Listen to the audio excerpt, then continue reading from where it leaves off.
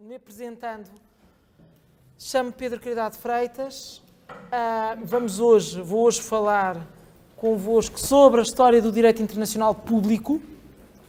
Como sabem, houve aqui uma pequena alteração de programa por questões de agenda do professor Duarte Nogueira, que eventualmente virá no dia que me estava inicialmente atribuído, que era o dia 27 de abril, portanto será o professor Duarte Nogueira, e na próxima aula, a próxima sessão já será dentro do calendário normal. Bom, qual é a minha proposta para hoje? Como sabem, boa tarde, nós estamos a fazer nesta pós-graduação de História do Direito, de atualização de História do Direito, uma abordagem um bocadinho cirúrgica a vários ramos do direito. E esse é esse o nosso grande objetivo. Hoje vamos olhar para uma evolução da história do direito internacional público de acordo com alguns critérios que eu decidi, que eu achei que se calhar fossem os mais interessantes para mostrar a evolução. Depois da aula do professor Martim, da segunda-feira, eu fico com um grande problema, que é, eu fui se calhar muito tendencioso na forma como escolhi aquilo que eu quero falar. Mas de facto fazer a história também é isto, e é pegarmos em determinados aspectos. Então o que é que eu vos proponho? Primeiro, que me interrompam sempre que queiram. Essa é a primeira proposta. Interrompam-me sempre que queiram, coloquem questões sempre que queiram. Não é necessário termos uma aula rígida de eu exponho e depois calmo e pergunto se há questões. Não, por favor, intervenham à vontade. Está bem? Segundo, vamos dividir em duas partes. Primeira parte, vou-vos dar uma evolução leve do conceito de direito internacional. Primeiro ponto. Segundo ponto, vamos ver uma evolução do próprio direito, das relações internacionais com o direito internacional, em alguns momentos chaves, para percebermos a evolução destes últimos 300 ou 400 anos. Certo? Bom, Santinha. Posto isto, primeira noção, é uma noção de Gaio. Quem já foi meu aluno já conhece isto, conhece esta definição. E quem foi meu aluno nestas matérias conhece esta definição. Esta definição pode ser utilizada, eu vou-vos explicar porquê. Gaio dizia isto: quod naturalis ratio inter homines constituit voctor iugentium. Ou seja, dizia que o direito das gentes, e vamos assumir que o direito das gentes é o nosso direito internacional, neste momento. É verdade que Gaio fala para um direito das gentes de Roma, e, portanto, está a falar para uma outra realidade, está a falar para um direito que era aplicado às relações entre os romanos, cidadãos romanos e povos estrangeiros. E, por isso, muito daquilo que constitui o núcleo do direito das gentes é direito privado. Por alguma razão, nós dizemos que o direito das gentes romano está na origem do direito internacional privado, mas Gaio tem importância para o direito público e para a concepção publicista do direito internacional, porque ele vem dizer isto: o direito das gentes é razão natural aplicada a todos os homens. E ele utiliza o termo homens. O que é que ele quer dizer com isto? Quer dizer que o direito das gentes seria, para Gaio, um direito de cada um de nós, das pessoas a título individual. E, na realidade, este conceito vai ser preponderante na Idade Média. Em que medida? Nós, quando estamos na Idade Média, até ao século XVI, XV, XVI, temos uma concepção de direito internacional profundamente individualista. Aquilo que interessa nas relações é as relações entre pessoas. Que direito é que eu aplico a um contrato que é celebrado entre um português e um veneziano para a entrega de uma mercadoria em Paris? E, na realidade, na entrega da mercadoria, a mercadoria está estragada. O devedor o comprador quer exigir a devolução do dinheiro, da quantia que pagou ao vendedor. Aplicamos que direito? Esta é uma grande preocupação da Idade Média. que está na base, como vê, do direito internacional privado. E que Bartolo, um dos maiores juristas que nós tivemos até hoje, resolve na sua obra. Reparem porquê? Porque o direito das gentes era um direito aplicado a todos os povos, a todas as pessoas, desculpem, a todos os homens. Homines. Ora, esta definição de Gaio vai ser utilizada por Vitória. E aqui damos um salto. E damos um salto para o século XVI, que é um salto grande, sem dúvida, mas certeiro para falarmos no direito internacional público. Porquê? Vitória é conhecido hoje, e todos nós o defendemos, como o pai do direito internacional público. Está na gênese daquilo que nós hoje temos como direito internacional, na vertente pública. E porquê? Primeiro, estamos aqui a falar de um autor da escola do direito, da escola peninsular de direito natural, uma escola da neoescolástica, da Península Ibérica, que tem uma grande que segue muito o pensamento aquiniano, que o trabalha, o pensamento de São Tomás de Aquino, mas que tem depois uma outra grande preocupação, que é a integração das regras do direito e da teologia na resposta às questões do mundo de então. E Vitória é um homem muito preocupado com isto.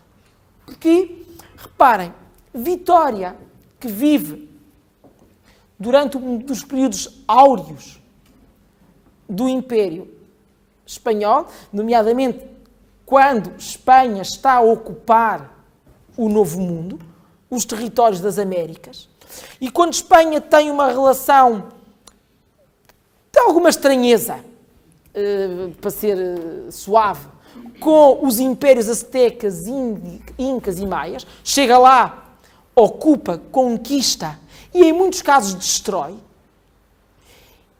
E Vitória pergunta, bom, pode Espanha fazer isto?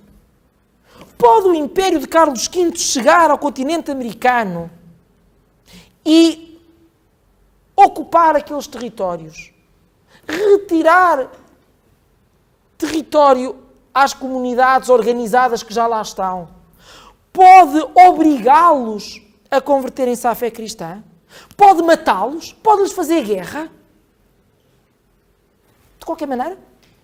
Qual é a grande justificação? São pagãos?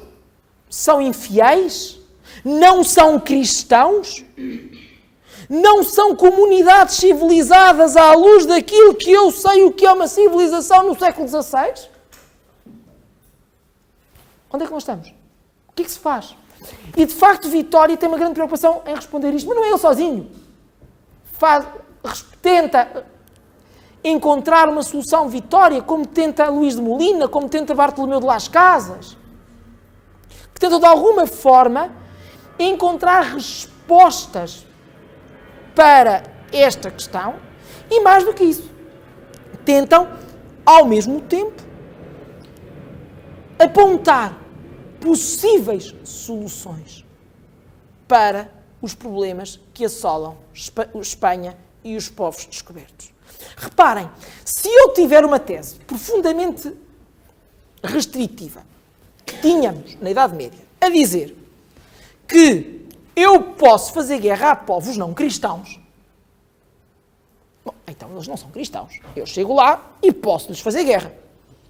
Henrique de Sousa, cardeal ostiense, dizia que um dos motivos para a guerra justa é ser infiel. Ora, Vitória vai nos dizer, mas eles não são infiéis. Estes povos não são infiéis, são pagãos. E há uma diferença entre o paganismo e o infiel. Porque o pagão é aquele que não conhece a verdade cristã. Não foi evangelizado. Não tem capacidade, não conhece, não sabe, não pode aderir ao cristianismo porque nunca teve um momento de evangelização. O infiel é aquele que foi evangelizado e não aderiu. E que tem outra religião. E que se revolta. Portanto, quando nós olhamos aqui para o infiel, nós estamos a olhar essencialmente para o Islão, para os mouros, para os muçulmanos. E essa a grande a grande diferença entre os povos da América e os povos da Ásia, ou da Ásia Menor, ou da Turquia, ou do Império, ou do Sultanato. A esses nós podíamos fazer guerra. Aos pagãos da América nós não podíamos fazer guerra, dizia-nos Vitória. Quando é que nós podíamos fazer guerra? Bom, nós podíamos fazer guerra se os evangelizássemos e eles não aceitassem. Então aí podiam já ser infiéis, continuando com as suas idolatrias. Ou nós podíamos lhes fazer guerra se nós tentássemos livremente celebrar, fazer comércio com eles e eles impedissem as relações comerciais. Porque essas são relações naturais, inerentes a todos os homens. Ora, para isso, Vitória teve que fazer uma pequena construção, grande construção, o grande passo da construção. E que foi o seguinte. Vitória pegou na definição de Gaio, por isso eu comecei em Gaio, e substitui o vocábulo hominis por gentes. E vai dizer o quê? Bom, quod naturalis ratio inter homines gentes constituit voctor e urgêncio. Ou seja, o direito das gentes é direito natural, ou razão natural, aplicada a todos os povos. E então entramos aqui num conceito novo. Esta é a revolução de Vitória para o pensamento. Porque Vitória ultrapassa-nos o conceito de homens individuais, cada um de nós, a nossa soma, faça favor, a nossa soma, e vai dizer, não, são povos. E esta ideia de povos vem-nos mostrar o quê? Que eu posso incluir dentro do direito das gentes comunidades humanas organizadas, porque depois aqui há uma necessidade da organização, que não têm de ser necessariamente cristãs. Reparem, e esta é a grande novidade. Porquê? Porque Vitória parte de um conceito de universalização do direito das gentes. E o conceito de orbe. A orbe é o mundo. E na orbe, a orbe é constituída por povos. Estes povos, ou a estes povos, aplica-se um direito das gentes. E porquê é que se aplica a estes povos? Faça favor, Sr. Ricardo, entre lá. E porquê é que se aplica a estes povos? Porque o direito das gentes é direito natural. Dito de outra maneira. Reparem, direito natural é o quê? É dizer que é direito que tem princípios comuns a todas as comunidades. Se eu considerar, de uma forma restritiva, que só as comunidades civilizadas ou cristãs podem beneficiar da aplicação do direito das gentes, eu estou a fazer uma restrição.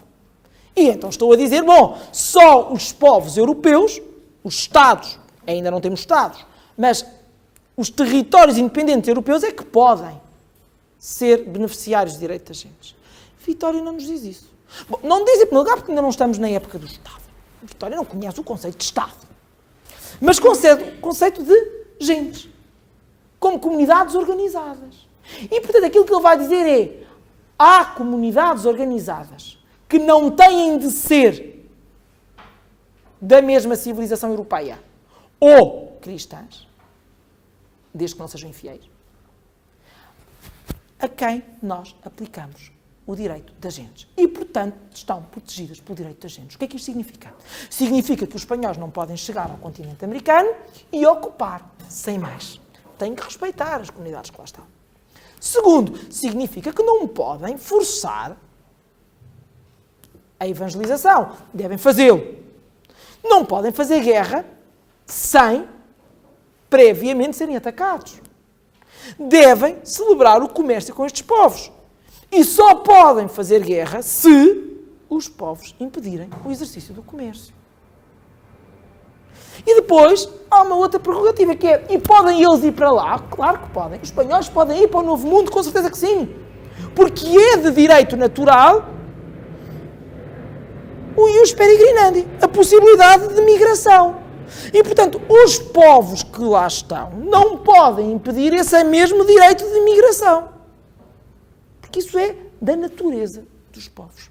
Ora, reparem, o que é que nós temos aqui? Temos uma ideia completamente nova, que é de considerar sujeitos de direito das gentes, povos, que a tradição europeia cristã e de civilização greco-romana não aceitava. E este é o grande desafio de Vitória. É verdade que o pensamento de Vitória não vai ser divulgado, não vai ser adotado. E não vai ser adotado não quer dizer que ele não tenha sido lido, não quer dizer que ele não tenha sido falado, mas não vai ser adotado porque, com uma grande urgência, nós vamos ter a emergência do Estado moderno. E vamos ter a teorização do Estado. E com a teorização do Estado, nós vamos encontrar aqui um novo paradigma, e esse novo paradigma chama-se o direito das gentes relacionado com o próprio Estado. Mas já vamos falar disso quando falarmos em grosso. Está bem? Diga. Relativamente ainda a Francisco Vitória, relativamente à questão que se na época que era um confronto entre católicos e luteranos. Sim. Ele também considerava que existia uma guerra justa. Ele não assiste a isso. Ele não assiste a isso. É posterior. Como é contemporâneo de Carlos V? Ele é contemporâneo de Carlos V, mas ele não se pronuncia sobre isso. Não se pronuncia. Não. Um outro autor da escola peninsular é Francisco Soares. E Francisco Soares, que segue algumas das ideias de Vitória, tem, no entanto, uma outra novidade, e que é extremamente importante, e que é esta. Quer dizer assim, enquanto para Vitória o direito das gentes se fundamentava no direito natural, era apenas direito natural, ou seja, uma realidade pré-existente aos povos, e que, portanto, vai influenciar todos os povos e aplicar-se a todos os povos, da orbe, por isso é que eram ius intergentes, Soares vai dizer o direito das gentes é direito natural, mas também é direito humano. Ele introduz aqui uma nova variante, é direito humano. E o que é isto de ser direito humano? Dentro do direito das gentes também temos as regras elaboradas, tratadas pelas gentes, pelos povos, nas relações uns com os outros. Ou seja, também é de direito das gentes os tratados, os acordos, as convenções entre soberanos. Por isso é que Soares diz: o grande objetivo do direito das gentes é eliminar a guerra, promover a paz, dar garantia às relações económicas e comerciais entre os vários povos. Reparem que isto é extremamente importante. Porquê? Porque nós podemos ter duas realidades. Por um lado, eu tenho, no direito das gentes, direito natural. Ou seja, uma realidade pré-existente aos povos organizados. Mas, por outro lado, eu posso ter também direito convencional, ou humano, na linguagem de Soares. Acordos, tratados e convenções. Pergunta: isto é importante porquê? Isto é importante por causa da vinculação. Porque, reparem, a pergunta que nós podemos fazer hoje, como ontem, é a seguinte: porquê é que o Estado descumpre o direito internacional? Porquê é que hoje um Estado cumpre o direito internacional? E quando ele não cumpre o direito internacional, o que é que lhe acontece? Esta é a pergunta que nós podemos fazer. Quando o Estado viola o direito internacional e é o garante da paz no mundo, ou um dos supervisores, entre aspas, dos Estados a nível mundial, o que é que lhe acontece? Ou porque é que o Estado tem que seguir uma convenção internacional quando eu nem sequer concordo com ela? Tenho que a cumprir ou não tenho? Sou obrigado a aderir ou não sou obrigado a aderir? E quando eu adiro porquê? Reparem, esta é uma preocupação que nós temos hoje. E daí a grande questão que os vários teóricos, e quer Vitória, quer Soares são teólogos, eles não são juristas, são teólogos. E, portanto, há aqui uma grande marca da teologia no pensamento, na construção do direito. A grande preocupação deles é: estes povos têm que seguir o direito internacional ou não? E quando o seguem, seguem porquê? E Vitória responde: porque é direito natural. Porque é uma realidade pré-existente aos povos. E que decorre da própria existência dos povos. Tal como é da existência do homem o ser livre, tal como é da existência do homem o direito à vida, tal como é da existência do homem a integridade física, tal como é da existência do homem a liberdade, também é da existência dos povos o direito ao seu território, o direito a que não lhe violem as suas fronteiras, o direito a poder celebrar acordos e relações comerciais com outros povos. Isto é de direito natural. Soares vai dizer sim, mas é mais do que isso.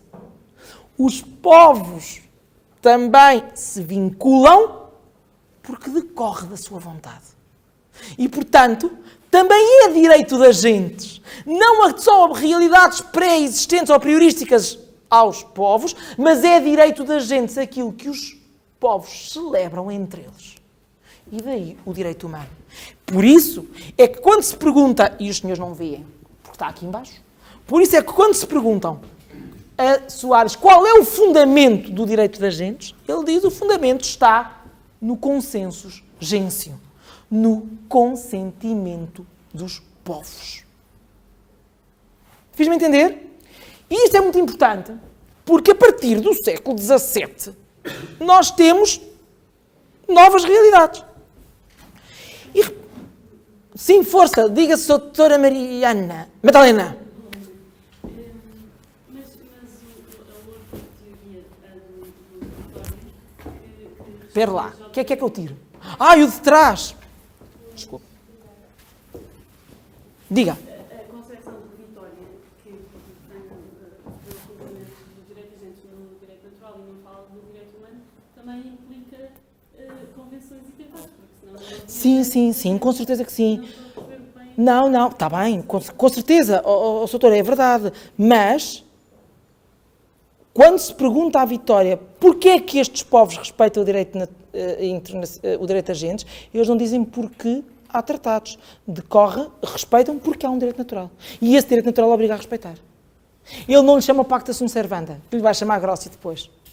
Mas aqui, de facto, decorrerá do direito das gentes a obrigação de respeitar a palavra dada.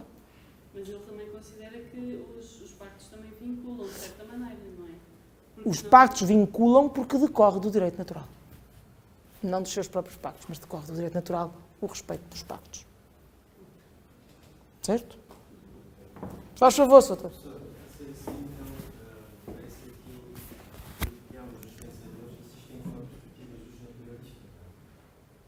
Nós estamos a falar da Escola do Direito Natural.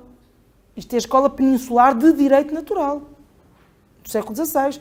Portanto, são os naturalistas, sem dúvida alguma. Não tenha dúvidas. Mas não são só eles.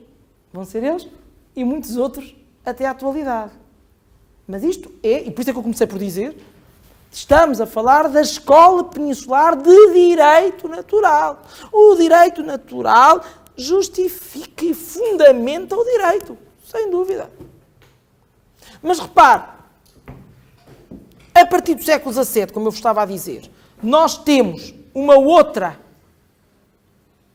escola que também se vai fundar no direito natural. Mas temos aqui uma mudança com Grócio. E Grócio traz-nos o quê? Grócio traz-nos uma realidade interessante. Em primeiro lugar, estamos de um homem que já vive no século XVII, um homem que assiste à Guerra dos 30 Anos, um homem que assiste ao colapso da República Cristiana, ou seja, ao colapso da construção jurídico-política medieval, em que havia duas grandes cabeças na governação da Europa, o Papa e o Império. Ele assiste ao colapso disto.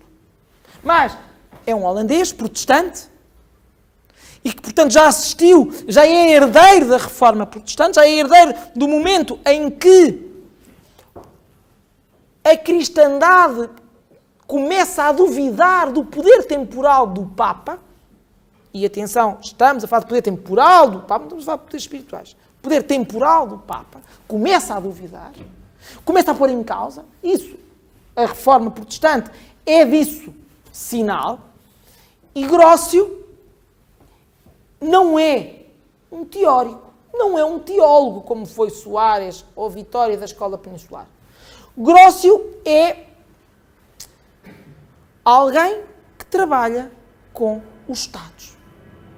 É um político, é um embaixador, se quisermos numa linguagem atual, e é alguém que se preocupa em encontrar soluções claras para os problemas que os Estados que estão a emergir, e emergem com o colapso da República Cristiana e com a própria construção da soberania interna, num longo processo, mas que nesta altura, no século XVII, se conjuga a construção da soberania interna com a soberania externa no colapso da República Cristiana, e já lá vamos, e Grócio olha para o direito das gentes de várias formas. Primeiro, olha para o direito da gente como algo que é útil aos Estados. É útil aos Estados. E, portanto, vai elaborar uma obra, vai escrever um livro, que é De Iure Belli Ac Passis, que De Iure Belli Ac Passis, o direito da guerra e da paz, que responde a questões concretas dos Estados. E fala na sua língua. Obra essa que depois, na sua língua, neerlandês, que depois vai ser traduzida para inglês, para francês, etc. Mas a sua obra não é um tratado não é um tratado no sentido em que a obra é uma obra prática, responde a questões. Depois, Grócio faz uma outra coisa essencial, que é separar a religião e a teologia do direito. É o laicizador do direito internacional. Separa. Uma coisa é o direito, outra coisa é a religião e a teologia. E, portanto, inicia um processo de laicização do direito. Isto não significa que, para Grócio, o direito das gentes não seja direito natural. Ai, claro que é. É também direito natural. E é direito natural aplicado a quem? Às nações. Depois nós chamamos dos Estados, às nações. E aqui nós começamos a ter a grande diferença entre Grócio e a escola anterior. E Grócio vai avançar. E a escola de Grócio vai fazer percurso. Tanto assim é que o pensamento de Grócio foi aplicado até ao século XIX. Eu digo muitas vezes nas aulas que se tiverem curiosidade por estas matérias, façam-no, porque vão ver como é interessante. Peguem no De Iure Belli Ac Passis, que está dividido em duas partes. Como é que um Estado se comporta durante o período de guerra? E quais são as obrigações e como é que o Estado se comporta durante o período de paz? Isto é extremamente importante. Que é saber como é que eu, território que declaro guerra ao outro, o que é que eu tenho que fazer? E quais são os direitos e os deveres das pessoas, dos Estados, dos vizinhos? O que é uma neutralidade, o que é que não há? Como é que num período de guerra se respeita a neutralidade de um terceiro? Nas pessoas, nos barcos, etc. E esta obra de Grócio, dividida ao meio, nas duas áreas, foi replicada à exaustão ao longo dos séculos. Se pegarem em obras de direito das gentes do século XVIII, do século XIX, vão encontrar a mesma sistematização. É quase tão fácil nós olharmos e vermos nas matérias, consultar vários livros ao mesmo tempo. É muito simples. Porquê? Porque as matérias estão mais ou menos arrumadas da mesma forma. Beberam em Grócio. Leram, acima de tudo, leram Grócio. E isso é extremamente importante, a leitura que é feita de Grócio, porque Grócio marca. Agora, Grócio marca-nos aqui uma outra realidade, que é não nos vai falar em gentes, não nos vai falar em povos, vai-nos introduzir o conceito das nações, que é o conceito dos Estados. E, com isto, reparem, quando se pergunta à Grócia qual é o fundamento do direito das gentes, e isto é sempre importante, porque esta é a grande pergunta dos juristas, dos filósofos, é porque é que os Estados respeitam? Porquê é que os Estados respeitam isto? Reparem, é extremamente interessante. Deixem-me dar aqui um salto. Se não se importa, deixem-me dar aqui um salto. E eu já volto atrás, está bem? E um salto para aqui. Ainda, século XVI, século XVII. Negadores do direito da gente. E este salto é importante para perceberem. Quem são estes senhores? São homens como Hobbes, Spinoza, que se interrogam do seguinte, que constroem o Estado. A obra do Leviathan de Hobbes é isso mesmo, é uma construção do Leviathan, que é o Estado de Hobbes. Constrói um Estado, e é nessa construção de Estado que nós encontramos o poder legislativo, o poder legislativo de fazer as leis, o poder de julgar as leis, julgar as pessoas aplicando a lei, e o poder de polícia, que é poder aplicar coativamente o direito. Qual é a origem de tudo isto? O Estado. É a emergência do Estado. O século XVII é a emergência do Estado. É o Estado a construir-se. E o século XIX depois vai absolutizá-lo. E nestas circunstâncias, o Estado, Hobbes vai dizer, o direito interno, o direito que se aplica dentro de cada Estado, tem um fundamento. É o poder soberano do Estado. As pessoas respeitam. Porque, se calhar, porque obedecem ou porque têm medo. Por um lado, porque o Estado é legislador. Por outro lado, porque o Estado sanciona. E há aqui uma construção jurídica muito clara. Eu sei, na construção jurídica estadual, que tenho que cumprir a lei. E também sei que se não cumprir a lei, posso ter consequências. Posso ser julgado, posso ser preso, etc. Então, Hobbes se pergunta, e o direito internacional? Como é que é? O modelo de construção jurídica é o modelo do Estado. O direito existe dentro do Estado, produzido pelo Estado.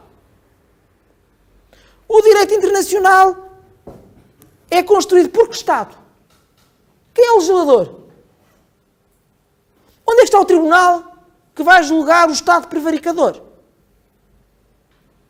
Quem é que vai impor a aplicação do direito internacional? Algum polícia? Ou não? E esta é a grande questão. E Hobbes chega à conclusão e diz, não há. Não há uma confederação, não há uma federação de Estados.